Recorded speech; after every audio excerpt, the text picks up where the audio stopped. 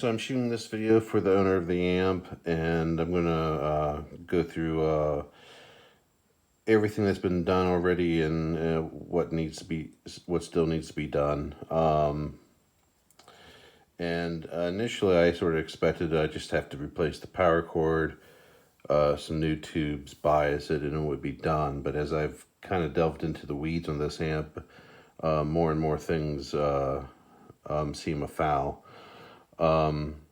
So I'm just going to take some time here and just go through all the things that's been done and where we're going. So back in the day when Fender first made these things, they were the 2-wire power cables.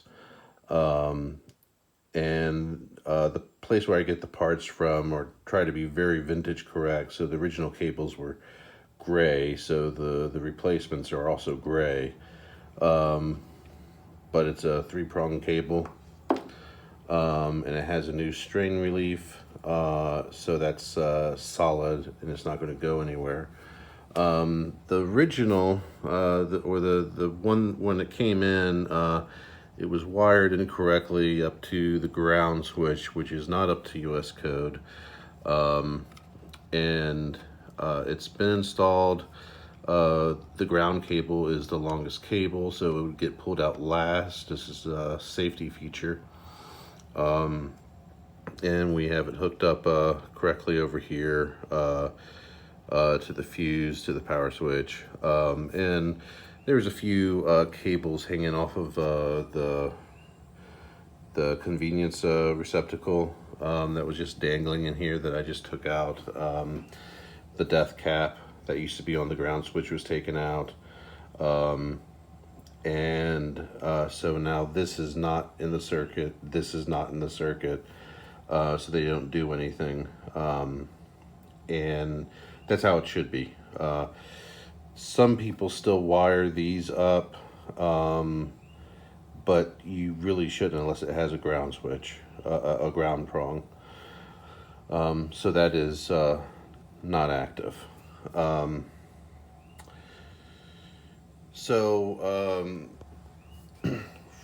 there, there were some obvious things like on the power tube sockets, you have a part that's called the screen grid. And the screen grid does kind of a lot of heavy lifting in the power section. It's sort of like, let's put it this way, it's sort of like the turbo boost for the power tubes. And it had these resistors in there for the screen grids, and these tend to get very, very hot.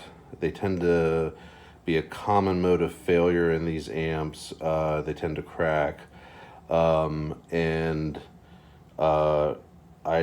it should have been replaced a long time ago. So I went ahead and replaced those. They were originally over the sockets, and because of the position of the power tubes, it would vent up heat from the sockets, and it would be right over on top of it. So I opted to put it on the side here, so that they wouldn't get hot and prematurely fail. These new ones are Panasonic metal oxides, 2 watts. The originals were 1 watts. So these will be real reliable. These Panasonic resistors are fantastic. It's not vintage spec to an amp like this, but this is very ideal for the job that these have to do in the power section. A lot of the pots were pretty cracky. They would crackle and everything, which is very common in an amp this old. Even the bias pot was crackling really badly, so those have been cleaned with some deoxit, and they seem to be working much better. Before the amp came to me, the filter caps had been replaced, including the bypass caps here, with high quality Sprague caps, and those are fine. All those are fantastic, so I didn't have to worry about that. And these blue molded caps, they're part of the kind of like the secret sauce to a lot of these old Fender amps. And any cap of this age is going to be prone to failure, but these tend to not fail. They tend to stay robust and good for quite a while. So I was checking the DC leakage on them, and all of them seem to be pretty good, except for this one, which is leaking a little bit of DC, and we have the death cap that got taken out, and that might just go in there just to replace it so that everything stays to vintage spec parts. We had this extra filter cap was just installed here by this other channel, the vibrato channel pots, which is not safe, and this didn't even need to be in the amp. In fact, having it in the amp would damage a tube rectifier if it was in it. So this just did not need to be in there, and this got removed. And let's see, and I put in a bleeder resistor. This doesn't affect tone in any way, but what it does do is it fairly quickly drains off the voltage from the filter cap, so that if you were playing and you had your amp on and you turned your standby off and then turned your power off, half the filter caps would store hundreds and hundreds of voltage for up to like a half hour. And that's fine. It's not going to hurt the amp. But it might be a safety issue if, say, the doghouse came loose and someone reached their hand in there or something like that. So in modern amps, they always have like bleeder resistors to drain off the filter caps, and they didn't have those back in the day. So I went ahead and installed one here, and it drains off the voltage in about a minute, and it doesn't affect the tone in any way. You know, when the amp is on, that as far as the amp is concerned, that resistor basically disappears. When you turn it off, it just drains off the voltage to make it safer. So a lot of these resistors here, these resistors are carbon comps, and they're fantastic for getting vintage tone. But they tend to get hot. They can crack, and over time they can go off spec. And a lot of these resistors lead kind of an easy life, like this one right here by the Sprague, and some of those over there. They only get like a volt. They'll be fine for a very, very long time.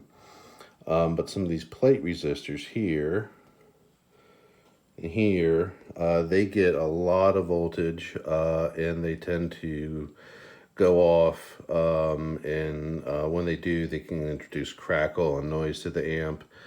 And so I replaced these plate resistors here, and you can tell how like some of them are kind of dark, and that's just from them getting old and getting cooked. You know, we can see some of how dark some of these old ones were, and how baked they got. So that's going to make this amp a lot more reliable. So now we get to the bad news. So it looks like the short and long of it is that this amp needs a new output transformer.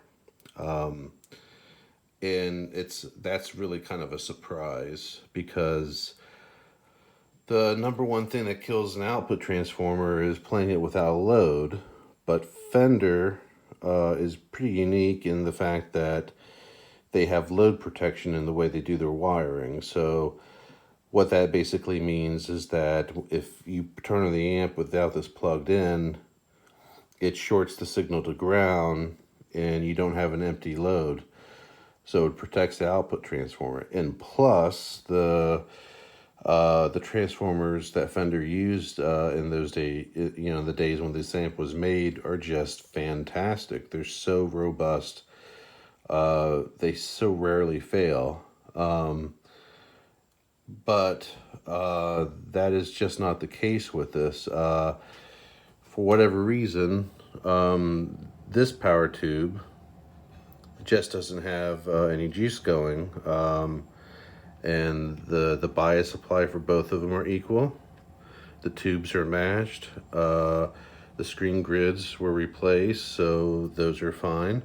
The signal coming into it is balanced. And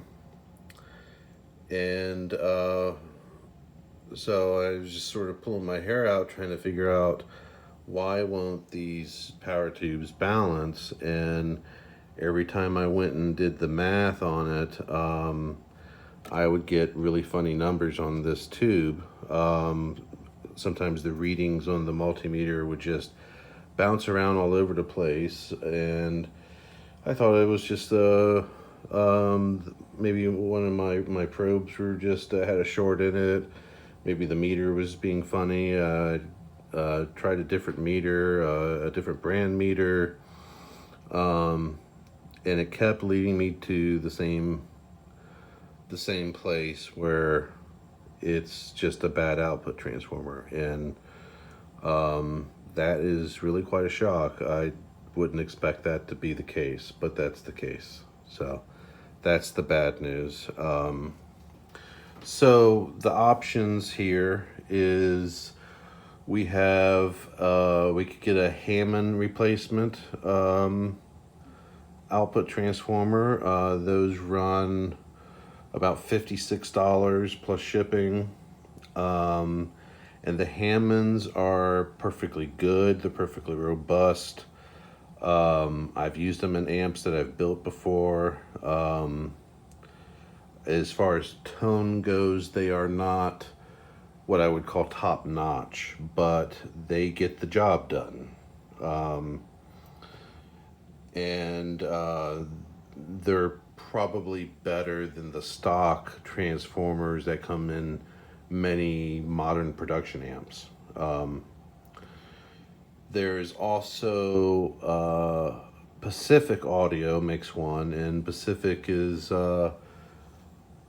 makes very, very high quality transformers. They're now the main distributor for all the transformers that Mains of Bogey uses. And their version of the transformer runs $113, and the tone of those transformers are just fantastic and top notch. What is it worth paying double the price for it? And you'd have to weigh those options yourself. But the Hammond's 56, the Pacific is 113. And it wouldn't I wouldn't charge you any labor fee to install it, because I should have picked up on this sooner than I did. So that would basically be on addition to the price I've already quoted you. So sorry for the bad news, but that's why this amp doesn't have the oomph that it once did. I think initially when the original filter caps blew, I think that's probably when the output transformer probably blew, and part of the smoke smell you smelled. I think it was probably a combination of the filter caps and the output transformer. So I did not expect that double whammy, but that seems to be the case. So anyway, that's all for now. I just wanted to give you an update on everything.